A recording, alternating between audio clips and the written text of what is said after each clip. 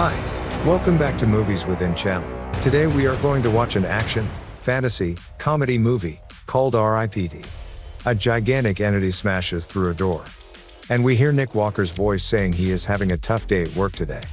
No, the huge entity isn't him. But that's what you see every day when you work at the Rest in Peace department. 3 or 4 days ago, Nick is burying several broken fragments of what appear to be golden chunks in his backyard. He plants a small orange tree sapling in the hole where he buried the gold. In the morning, his wife Julia asks him about the tree. He pretends to be innocent but says it's a sign of prosperity and wishes for a better house and car. And Julia assures him that having her husband wake up beside her every morning is all she wants. Nick meets his partner Bobby Hayes at the Boston Police Department. Bobby and Nick had secretly stolen the golden pieces from a previous drug bust to keep for themselves. But Nick's wife's morning claim has changed his mind. He won't turn Bobby in, but his half will be evidence. He's unwilling to risk Julia's happiness on something she doesn't really need. Then another officer arrives and announces a raid on a meth lab owned by a drug lord named Garza. Nick teases Bobby about his protective St. Christopher medal. The hideout is breached, but Garza's soldiers fire furiously. Nick chases Garza up to the building's roof. When Bobby arrives, Nick finds Garza gone. Bobby confronts Nick, telling him he can't let him give up the gold. Bobby fires, knocking Nick off the catwalk. His neck is broken. Nick opens his eyes and stands up. Time slowed when he fell. Walking around, he sees a frozen battle, a police car, and many officers suspended outside a breached gate. Nick notices a strange whirlpool-like cloud formation and begins to rise into it. He flies through an odd picture to a hole high above. Next, he's launched into a sterile white room with a desk. Behind the desk, a lovely dark-haired lady smiles at him. Proctor is written on her desk. Proctor tells Nick that she is there to help him.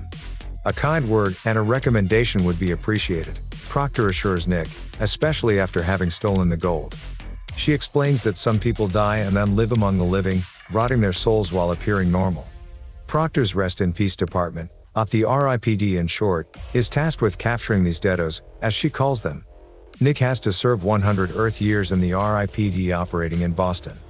But he won't be returning to be with Julia. Proctor leads Nick into the R.I.P.D.'s main room, populated by cops from various eras, adapting to Earth's changing culture.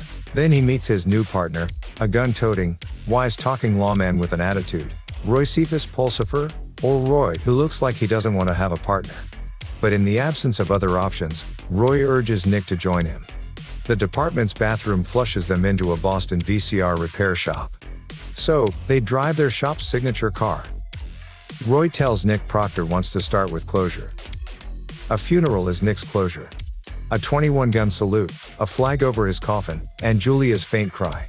But Nick is enraged when he sees Bobby Hayes hug Julia. Roy doesn't stop Nick from talking to Julia in the funeral crowd. Julia doesn't recognize Nick. Bobby rushes up, protecting Julia from Nick. As Bobby protectively loads Julia into a car, Boston cops seize Nick. Roy awaits Nick's return, but he no longer resembles Nick Walker. To enter private areas, Roy gives Nick a series of IDs. On the IDs, Nick is Jerry Chen, an old Chinese man. Roy is a stunning blonde bombshell. Only other R.I.P.D. saw them. One of Roy's reasons for disliking partners is that he, too, was betrayed and murdered by an earthly companion. Roy has heard of a deado in a building. As a result of this, broken things like elevators and signal lights indicate their presence. To fight deados, Roy gives Nick a special clip for his gun. If a deado is hit in the head with a soul eraser bullet, the deado's soul is dispersed and dies. Roy warns Nick that such bullets can wipe R.I.P.D. They enter a corridor with dim lighting and dingy walls. Sluggish Stanley Naki answers the door. Roy shows his DOE ID. He asks Nick to read cards without questions containing Indian meal names. Roy pretends to eat Indian takeout food. Naki is sick just by watching him eat. Roy has Nick read more names. Naki's behavior becomes odd and erratic. Roy spits out a large mouthful of food as he loudly names one of the dishes in front of Naki. Cumin, an Indian spice, apparently makes deados reveal themselves. Nick tries to put the cuffs on Naki, but then he pulls the refrigerator door and throws it at them as a weapon. The deado grabs a milk box from the fridge. Nick puts one cuff on his hand, but Naki rapidly puts the other on Nick's hand. Then the Deado just removes his hand and starts running, pouring the milk box content into his mouth. He spits it out before leaping from the building. Roy slams Nick through the window and jumps onto him. Landing down on the street, they point the Deado with a gun. Nick hits Naki in the face, causing him to vomit up numerous gold pieces similar to those Nick and Bobby found during the earthly drug bust. In the process, Naki attacks Nick and Roy erases him. Nick is receiving his grades for their first bust. Roy teases him and finally Nick pushes him in front of a bus. Roy is enraged, but most of all because the wind blew his hat away. Officers at HQ are preparing for a Deado surge in Boston. Nick is worried about the gold, even if it's safe. Nick believes something should be investigated because Naki tried to protect and hide it. He's sure Roy has a Deado informant. Roy's source, Elliot, tells them that the gold is a piece of junk and if there was something going on he would know. He claims Deados are sentimental and worry about things like talismanic trash. Nick let Elliot keep the gold. Elliot sneaks out of the stadium. He meets Bobby and gives him the piece of gold. Roy and Nick follow Bobby's car and it stops right in front of Nick and Julia's house. Bobby went there to ask Julia if Nick seemed worried about something. She tells him that Nick planted the orange tree before he died. Bobby digs up the tree, discovering Nick's gold, which makes Julia really disappointed.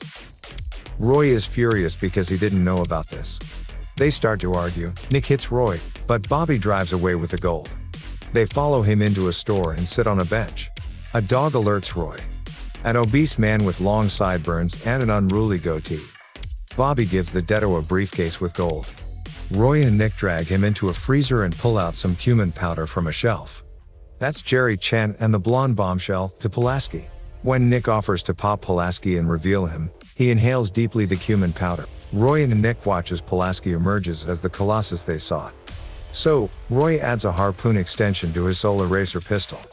When a truck driver spots the blonde bombshell swinging from a cable across the sky, he causes a multi-vehicle smash-up. Nick fires at Pulaski, but cannot stop him. Then he shatters a glass window into a board meeting and Roy enters after him holding the harpoon. Nick shoots the elevator wire, causing it to rise. The elevator wrecks the office building's roof. But Pulaski escapes, wreaking havoc. Since Proctor failed to contain the exposed Deado at 3 p.m. in Boston, it is now all over Boston TV. A golden-colored chute pipe rising far up, drops the RIPD's Eternal Affairs container on Roy and Nick. Opening the jar, Proctor she appears chased after reading the announcement. The Staff of Jericho is an extremely dangerous artifact, according to the declaration. Proctor claims Nick's cloud tunnel death was a one-way portal to the afterlife. In the apocalypse, the Staff of Jericho reverses the flow of dead humans. The item requires thy adversary's blood, human blood. The chute dumps another. Read it, Proctor frowns. Eternal Affairs suspends Nick and Roy. Roy and Nick may be erased at tomorrow's hearing. Nick excuses himself, citing more pressing matters. Nick goes to a track Julia still runs at night. Julia recognizes the elderly cemetery visitor and wonders why he's following her. As Nick approaches Julia, he gently caresses her chin, making her smile. Julia shakes it off and keeps running. Roy tells Nick at the track not to say goodbye to Julia again. Julia, a widow, must find closure, deleted or not. Roy tells Nick to do so. Nick becomes enraged and insults Roy close to home. Undeniably, Nick will stop Bobby in the impending end, putting Roy in a difficult position. Bobby is more than a bagman for Nick and Roy. He's a big name and probably a jerk. Nick is enraged because he partnered with Bobby for 5 years and never noticed his soul stank. Nick gets Bobby when he says he wears his grandmother's St. Christopher medallion for protection.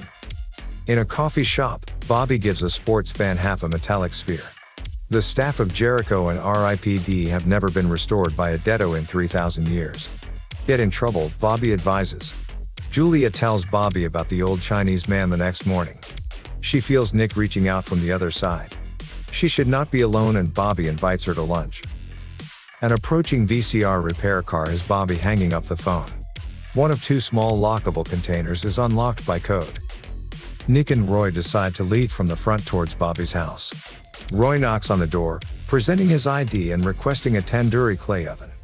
Bobby invites this hot blonde in and offers her a drink. Nick emerges from hiding, brandishing Bobby's solar racer rifle. Jerry Chen is Nick to Bobby. Bobby St. Christopher's medal is removed by Nick. Bobby agrees, and the stench destroys the house. Roy finds a gold cross in the water heater. Nick and Roy cuffed Bobby, loaded him in the trunk, and drove him to RIPD.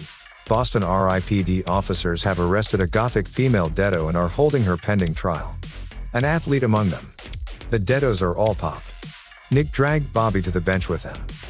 Roy stores the metallic hemisphere in the gold cross. One of the evidence clerks notes that another similar metallic hemisphere was just marked. As the clerk tosses the hemisphere into the bin with the other hemisphere and they start spinning. Nick observes the metallic sphere approaching the evidence vault. To his dismay, the sphere sends out a massive sonic pulse, paralyzing the RIPD. The deados raid the evidence vault and take the gold. By the time Roy can deactivate the sonic pulse bomb, Bobby and the deados have stormed out of the Boston VCR repair shop, scattering terrified bystanders. Bobby gets a phone from an unpopped accomplice and calls Pulaski. "Staff of Jericho!" Pulaski exclaims, calling upon the deados gathered atop the Boston Commonwealth. They rush to assemble the antique relic. As they grow, energy rises through the clouds. Nick and Roy with the officers from RIPD chase the deados. Meanwhile, another attacker jumps out of an unmarked sanitation truck, killing several members of the RIPD. Nick and Roy flee into the shop. Roy is reloading his twin solar racers. Roy's Old West fighting skills help him and Nick kill two more bad guys in ambush. Nick and Roy watch as the wind blows away debris. The artifact evolves into whirling wind funnels. But Julia's two Boston cops arrive to take her to Bobby. Unpopped deados align with Bobby. In the Commonwealth building, Pulaski and other deados prepare a solar racing firepower barricade to guard all approaches. Then Julia's car arrives. Bobby ingests cumin powder, exposing himself to Julia. A jeep collides with a news helicopter near the Commonwealth, knocking it back. Pulaski fires as Roy and Nick reach the barricade. Nick accelerates, then drives it up over the barricade, launching it with Pulaski and many other deados still attached. "Relax, Body," Nick and Roy yell as the car slams into a building. And Roy and Nick are shooting at him through the shattered windshield. Both shoot, erasing Pulaski. Its gold cross component is a clear centerpiece/console. While Bobby finishes the Staff of Jericho, the many-armed deado holds Julia. Bobby then tells Julia that a living human sacrifice's blood is required. Nick and Roy run for the roof. Bobby seizes Julia and impales her with a long metal rebar. Julia's blood enters the artifact through her wound, congealing in an opening and energizing it. A reversed afterlife tube lets the dead spirits fall. This is it, Nick and Roy will fight. They reload and storm the roof, destroying the deados. Roy reaches for the cross-shaped staff. Nick's weapon is empty when he meets Bobby. Bobby is slamming him while Roy tries to steal the Staff of Jericho. He makes a lasso from a power cable. He lassos the vehicle and pulls it away from the relic, destroying it. The jeep crushes the Staff of Jericho, dismantling it and stopping the flow of dead spirits. By the time Bobby faced Nick again, Nick had fired one last bullet from his solar racer. Julia looks around. Time paused as she sees Nick by her side. Julia cannot ascend to the afterlife tunnel simply because she sees Nick. It helps Nick face his own death and let go by kissing Julia, telling her she must live without him. He leaves Julia, vowing to always love her. Julia wakes up in a hospital room, with the doctor. Or is it Proctor? The doctor wakes Julia and leaves for Nick and Roy. Proctor tells Nick and Roy as they leave the hospital that Eternal Affairs conducted the disciplinary hearing without them. Nick got a warning as a new recruit, while Roy got 53 years. Roy dials Proctor Mildred, enraged. Proctor returns Roy's hat from a bag she's been carrying. Soothing Roy's rage, she leaves after lightly biting Roy's goatee. Roy recalls Nick's gift. He got new IDs so he wouldn't appear as the elderly Jerry Chen. He now appears as a young adolescent Girl Scout. Thank you for watching. If you enjoyed this video, please give it a like and don't forget to subscribe to our channel for more awesome content. Stay safe, and see you on the next one.